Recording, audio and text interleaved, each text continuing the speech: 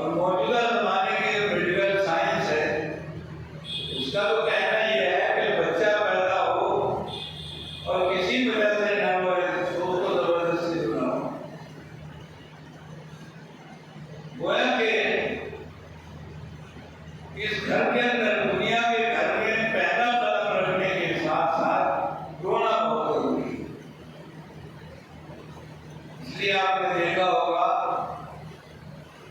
تو بچہ جہاں بھی پیدا ہوتا ہے سب سے پہلے اس کے رونے کی آواز کانوں کے اندر آتی ہے.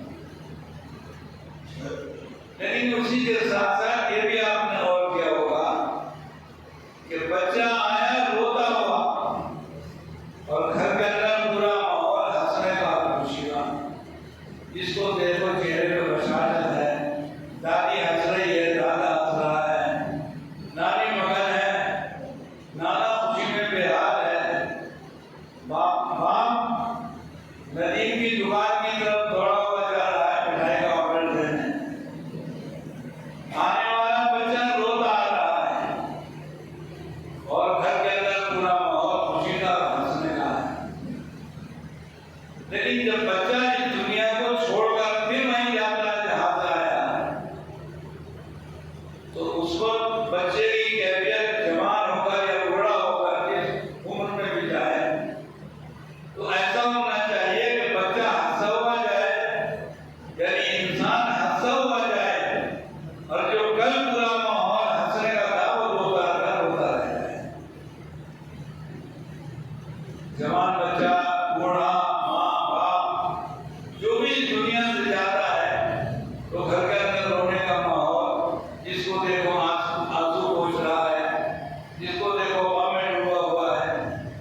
اور اگر بچے نے رب چاہے زندگی گزاری ہے اور من چاہی زندگی کو ٹھکرایا ہے وہ ہمیشہ ہنسا ہوا جائے گا. آنے کے بعد زندگی کے ساتھ بھی جواب دہی کا احساس، مجھے جواب دینا ہے پل پل زندگی کے ایک ایک حرف کا، ایک ایک قدم کا، ایک ایک سانس کا مجھے جواب دینا ہے. تو یہ احساس کہاں سے دے گا؟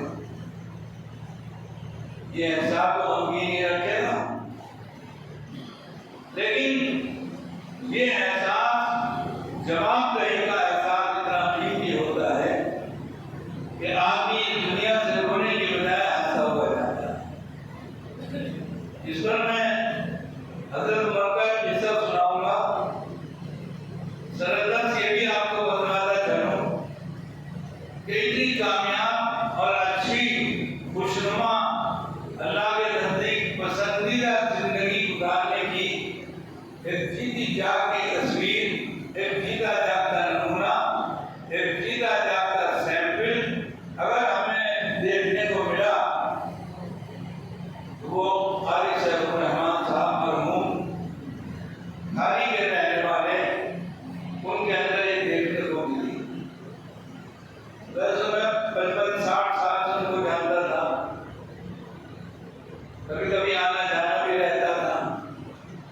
میں نے ایک دن ان سے کہا کہ قاری صاحب آپ کے اندر ایک ہی کمی ہے. وہ پوچھنے لگے طالب سے کہ بتاؤ میں اسے دور کروں گا. میں نے کہا کمی آپ کے اندر یہ ہے کہ آپ آدمی کو نہیں پہچانتے. کہ آپ یہ بات کیسے کہہ رہے ہیں؟ میں نے کہا ایسے کہہ رہا ہوں کہ میں آپ سے ملنے کے لیے آیا اور آپ نے زبردستی ہاتھ کھینچ کر مجھے اپنی مسند کے اوپر، اپنی جگہ کے اوپر بٹھایا. اگر آپ مجھے جانتے کہ میں کتنا کمزور اور ضعیف آدمی ہوں تو آپ مجھے کبھی بھی نہ بٹھاتے.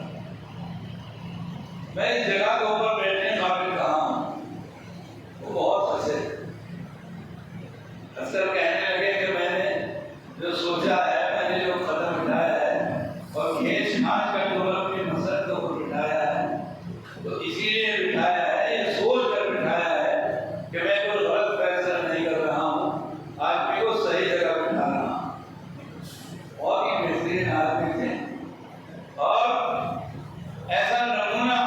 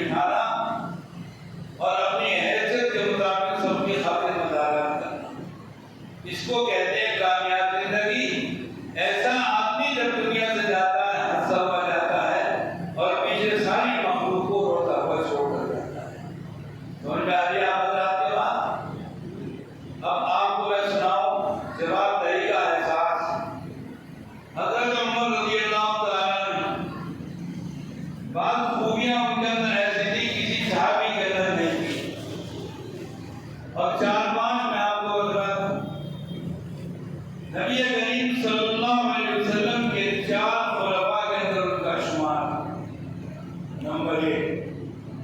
नंबर 2, अशरा मुबशरा के अंदर उनका शुमार, यानी वो 10 सहाबा जिनकी हुजूर पाक सल्लल्लाहु अलैहि वसल्लम ने जिंदगी में जन्नती होने की बशारत दी, उनमें हजरत उमर का नाम शामिल। तीसरे, हजरत उमर ने कितने फैसले ऐसे किए कि अल्लाह ताला ने वही के जरिए, जिब्राइल अलैहिस्सलाम के जरिए खबर भेजी कि उमर के फैसले को हम बहुत पसंद करते हैं। कितनी हो गई? 3। चौथी है कि हुजूर ने फरमाया कि अगर लौकान बाकी नबी लकाना उमर, अगर मेरे बाद क़यामत तक कोई नबी आ सकता था तो वो उमर होते, लेकिन मैं चूंकि खातिमुल अंबिया हूँ, मेरे बाद नबूवत खत्म हो चुकी है, इसलिए कोई नबी अब आ नहीं सकता। यानी नबूवत की तमाम सलाहियतें उमर इब्न खत्ताब रज़ियल्लाहु तआला अन्हु के अंदर मौजूद थी। ये 4-5 चीजें मैंने आपको बताया कि इतने बड़े ऊंचे मर्तबे का आदमी और जवाबदारी का एहसास का ये आलम मस्जिद नबवी में फजर की नमाज पढ़ी और वहां से चले और चलते अपने घर तक पहुंचते पहुंचते रोना शुरू कर दिया। घर पहुंचे तो हिचकी बन गई, एक कोने के अंदर बैठकर रोने लगे। बीवी ने आके पूछा, क्या बात है, कहीं से बगावत की तरह मिली है, किसी ने परेशान किया है आपको, इस कदर क्यों रो रहे हो? लेकिन पता मिले रो जा रहे हैं। उन्होंने अपने बेटों को उठाया कि देखो तुम्हारे वालिद को क्या हुआ, तो बराबर रो रहे हैं। बेटे आए, हजरत आए और दूसरे आए, तो वालिद साहब क्या बात है, आप रो रहे हो, कोई गम है, परेशानी है?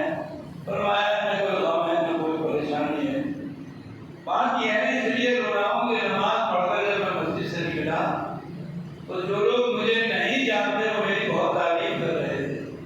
वाह वाह साहब, क्या निज़ाम कायम किया है, अमीरुल मोमिनीन ने अमन है, चैन है, राहत है, सुकून है, जान महफूज, इज्जत महफूज, दौलत महफूज, इतना अच्छा इंतजाम मुल्क का चला रखा है।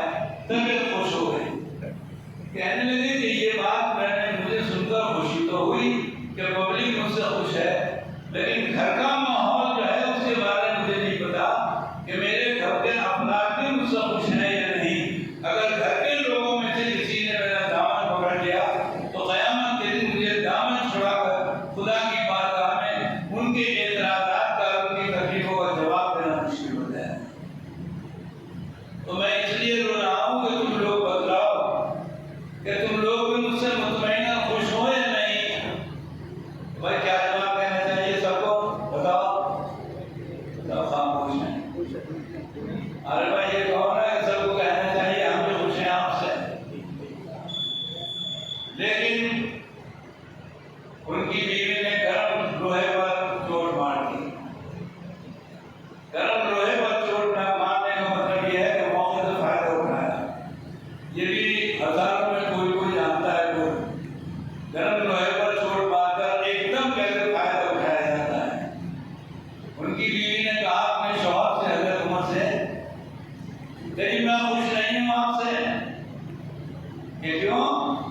कि मैं आपकी ज़ौजा, मैं आपकी बीवी, मैं आपका इंतजार घर में करती हूँ पूरी रात, और आप रियाया की खैर खबर लेने के लिए पूरे इलाके में गश्त करते हैं, हर घर की खबर रखते हैं कहाँ क्या हो रहा है, कोई भूखा तो नहीं सो रहा, कोई प्यासा तो नहीं सो रहा, कोई बीमार तो नहीं तड़प रहा।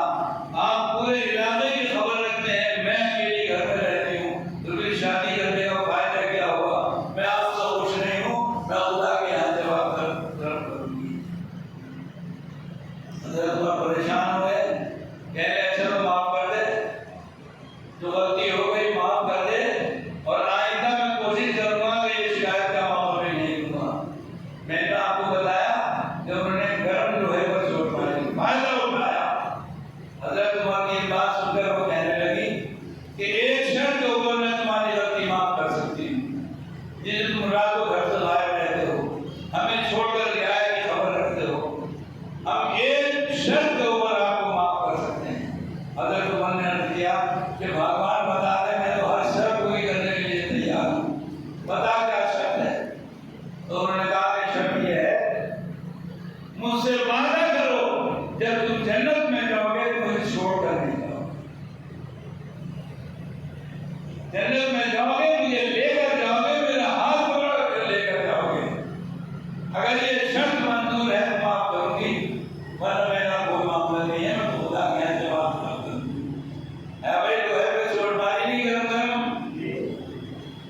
حضرت عمر سر پٹا گئے، یہ تو بھائی مجھ سے بھی بہت آگے نکل گئی۔ حضرت عمر نے عرض کیا اپنی بیوی کے سامنے کہ اچھا بھگوان، کیا میں تجھ سے وعدہ کرتا ہوں، اگر اللہ نے اپنے رحم اور کرم اور فضل سے مجھے معاف کر دیا اور میرے لیے جنت کا فیصلہ ہو گیا، انشاءاللہ میں تجھے اپنے ساتھ لے کر جنت میں جاؤں گا۔ کہنے لگے میں آپ تم سے راضی ہوں، تمہاری رعایت بھی تم سے راضی ہے اور میں بھی تم سے راضی ہوں۔ یہ ہے جواب دہی کا احساس کہ زندگی کے ہر لمحے کے اندر یہ سوچنا کہ خدا کو جواب دینا ہے، خدا کو جواب دینا ہے۔ آج کی بیوی، آج کا شوہر کیا جواب دے سکتا ہے؟ وہ تو نشہ کر کے آیا اور اس نے مشین کی طریقے سے اپنی بیوی کو استعمال کیا اور بیوی نے چپکے سے گھر معلوم کر لیا کہ میرے نامدار شوہر رات 12:30 بجے تم فون پہ کس سے بات کر رہے تھے، ذرا مجھے بتا تو دو۔ اتنا کہنا ہے آج کے زمانے میں، اور لات اور منہ سے اور زبان اور لکڑی اور دھکے اور منکے نکل اپنی ماں کے گھر سے بھاگ کے جا، یہاں تیرا کوئی کام نہیں ہے، میرا تیرا کیا ہے، تو ہے کون مجھ سے پوچھنے والی؟ یہ تو قیامت میں پتہ چلے گا کہ وہ پوچھنے والی ہے یا نہیں۔ ایک ہی بات آپ سے عرض کر رہا ہوں کہ جتنی زندگی اللہ نے آپ کو دی ہے، اس زندگی کے اندر کتنے قدم، کتنے سانس آپ کو لینے ہیں، آپ کو طے کرنا پڑے گا کہ انشاءاللہ